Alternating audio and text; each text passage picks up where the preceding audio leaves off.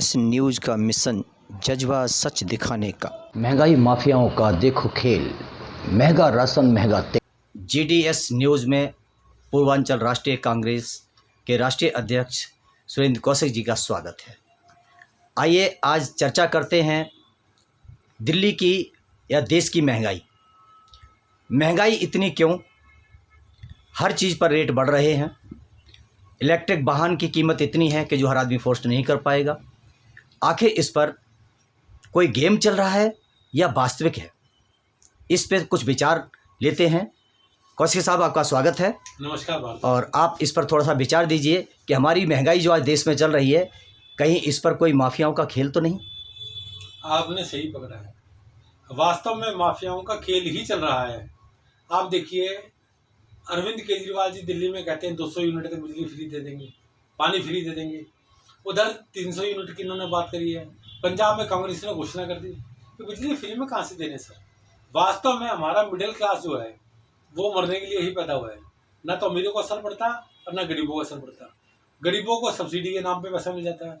वो सब्सिडी कहाँ से आती है? वो आती है मिडिल क्लास से। सारा पैसा वहाँ से वसूला जाता है और वही आदमी पिसता है, मरता है, जो बोलता भी नहीं है। उसकी इज्जत भी लूट लेते हैं नेता, पैसा भी लूट लेते हैं, धन भी लूट लेते हैं। उसके बाद भी वो मुस्कुराता है कि चलो भी मेरा गुजारा तो हो गया। अमीरों के ऊपर हाथ डालने की हिम्मत नहीं करती कोई सरकार। तो भारद्वाज जी, मैं कहना चाहूँगा, महंगाई जितनी भी दिखाई दे रही है आपको, वो खाली मिडिल क्लास आदमी ही पिस रहा है। ना तो गरीब पे असर पड़ रहा है, ना अमीर पे असर पड़ रहा है। पेट्रोल की बात कीजिए, कुछ जगह मैं मान लेता हूँ सरकार की जिम्मेदारी बनती है, कम नहीं कर पा रही है। जैसे भारतीय जनता पार्टी सरकार है, वो कहते हैं भाई पेट्रोल के ऊपर जो है GST लागू होनी चाहिए, ये होना चाहिए, वो होना चाहिए, नहीं कर पा रही। कारण क्या है कि बीजेपी का कहना है कि वो इसलिए नहीं कर पा रही कि हमारी सेना के पास 2014 तक हथियार नहीं थे, जैकेट नहीं थी पहनने की, बुलेट प्रूफ जैकेटें नहीं थी, बंदूकें नहीं थी, नए नए हथियार नहीं थे, तो दुश्मनों का मुकाबला कैसे करेंगे?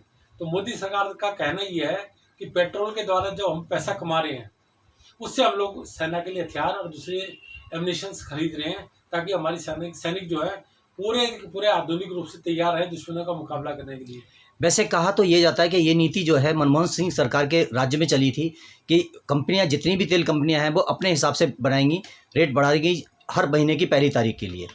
उसके लिए आज़ाद कर दिया गया। पहले इन पर अंकुश था जो सरकार तय करती थी, और वही चीज़ जो है फॉलो कर रही है भारतीय जनता पार्टी। रेट जो लगातार बढ़ रहा है, अब गैस का जो बढ़ रहा है, आम पर बढ़ रहा है, सब्सिडी जो बंद कर दी गई है, तो सब्सिडी बंद की हुई है, उनके ऊपर भी जा रहा है। आखिर ये जो है पेट्रोल का भाव चल रहा है, दोपहिया वाहन ज़्यादा हैं 4 व्हीलर की अपेक्षा, अगर ये इसकी कैटेगरी चेंज कर दें तो उसमें कौन सा वो फर्क पड़ेगा इससे? आपने एक बात बिल्कुल ठीक कही। मनमोहन सिंह सरकार के राज्य के अंदर, मनमोहन सिंह की सरकार जब थी तब उन्होंने प्राइवेटाइजेशन शुरू किया था, अर्थात डिसइन्वेस्टमेंट। उन्होंने कहा था भी जितनी भी कंपनियां हैं, सरकारी कंपनियां जो घाटे में चल रही हैं या घाटे में नहीं भी चल रही हैं, उम्मीद है उनकी शायद घाटे में जाए फ्यूचर में, उनको बेचना शुरू कर दिया था। उसी पॉलिसी में भारतीय जनता पार्टी चल रही है। रेलवे के अंदर कहते हैं भी सुविधाएं नहीं है, जनता के लिए बढ़िया ट्रैक नहीं है, जनता के लिए खाने पीने की सुविधाएं नहीं है, कीड़े पड़े हुए मिलते हैं खाने के अंदर। तो भारतीय जनता पार्टी ने जो प्राइवेटाइजेशन रेलवे के लिए किया है, नेचुरल लोगों को लगता है कि शायद बुरा है, लेकिन उसके लिए लोग भी जिम्मेदार हैं। आप ही देखिए, सरकारी नौकरी में जो कर्मचारी आ जाता है, उससे जितनी अपेक्षा की जाती है कि वो ईमानदारी से काम करेगा, नहीं करता, जबकि प्राइवेट सेक्टर का आदमी ज़्यादा काम करता है। तो मैं ये कहना चाहूँगा, सरकार को भी नीति ऐसी बनानी चाहिए कि लोगों को सरकारी नौकरी भी मिले, काम भी लेना आना चाहिए सर। और डिसइन्वेस्टमेंट करनी हो या प्राइवेटाइजेशन करना हो, अपने हिसाब से कीजिए कि ताकि जनता के गले में फांसी का फंदा ना पड़े और जनता आराम से गुजर बसर कर सके। उसको जीने का अधिकार उसको भी जाता है, संविधान सभी को जीने का अधिकार देता है। नहीं, वही चर्चा में आता है। आम पब्लिक से पूछा जाता है, पब्लिक कहती है सरकार गरीबों का कुछ नहीं सोचती। जो आदमी 2 करोड़ की गाड़ी लेता है उसे भी 100 रुपये पेट्रोल बिक रहा है, जो आदमी 50 लाख की लेता है उसे भी बिक रहा है, और जो आदमी 60,000 की अगर बाइक लेता है तो उसे भी वही मिल रहा है। तो आखिर सरकार जो है कैटेगरी क्यों चेंज नहीं करती? भारद्वाज जी, अगर आप जर्मनी के अंदर जाओ, मर्सिडीज वगैरह गाड़ी जर्मनी की बनी हुई है।